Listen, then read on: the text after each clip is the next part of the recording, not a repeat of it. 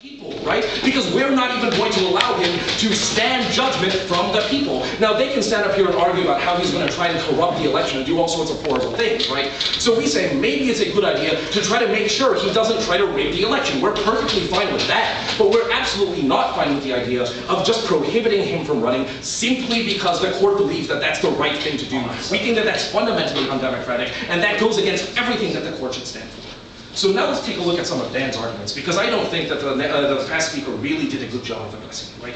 So the first thing that she said is like, look, it's not a fair election, even if you don't let him run, right? This is going to be really awful. But look to Dan's arguments. He gives you really clear analysis about saying how this is the only way to ensure a truly democratic result, right? We tell you that it's not the court's place to say for the people what the people are going to do.